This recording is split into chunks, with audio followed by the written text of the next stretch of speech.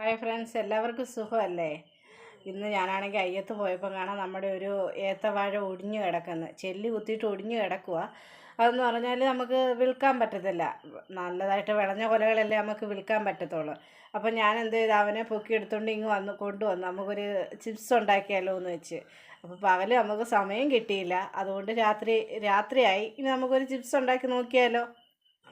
ആദ്യമായിട്ടാണ് നിങ്ങൾ ഈ ചാനൽ കാണുന്നത് എന്നുണ്ടെങ്കിൽ സബ്സ്ക്രൈബ് ചെയ്യുക, ലൈക്ക് ചെയ്യുക, ഷെയർ ചെയ്യുക. നമുക്ക് വീഡിയോയിലേക്ക് പോകാം. അപ്പോൾ നമുക്ക് ഇതിൻ്റെ ഈ പച്ചത്തൊലി ഒന്ന് പൊളിച്ച് കളയാം. ഇത് ചിപ്സ് ഉണ്ടാക്കുമ്പോൾ വലിപ്പം കുറവായിരിക്കും. കാര്യമെന്ന് വെച്ചാൽ 3/4 ഭാഗം വിളവായതേ ഉള്ളൂ കായ്ക്ക്.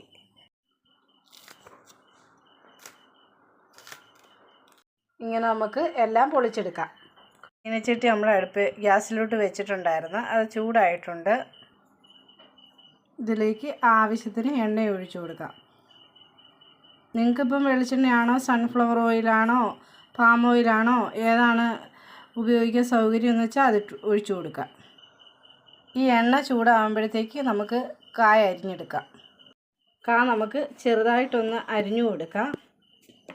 എൻ്റെ കയ്യിൽ അഴുക്കല്ല കേട്ടോ, കായയുടെ കറയായിരിക്കും.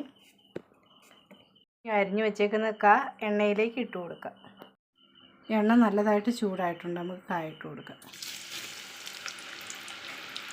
അതുപോലെ തന്നെ ഈ നമ്മൾ പൊളിച്ചരിഞ്ഞപ്പോഴേ നല്ല കളറുണ്ടായിരുന്നു. കറക്റ്റായിട്ടുള്ള കളറ് നമുക്ക് മൊബൈലിൽ എടുത്തപ്പോൾ കിട്ടുന്നില്ലായിരുന്നേ.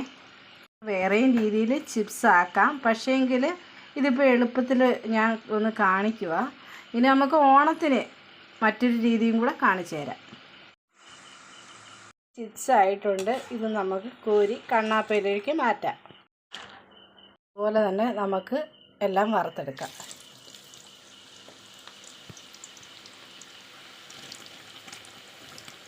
നമ്മുടെ ചിപ്സ് റെഡി ആയിട്ടുണ്ട്. ഇതിലേക്ക് ആവശ്യത്തിന് ഉപ്പിട്ടിട്ട് ഇളക്കി കൊടുക്കാം.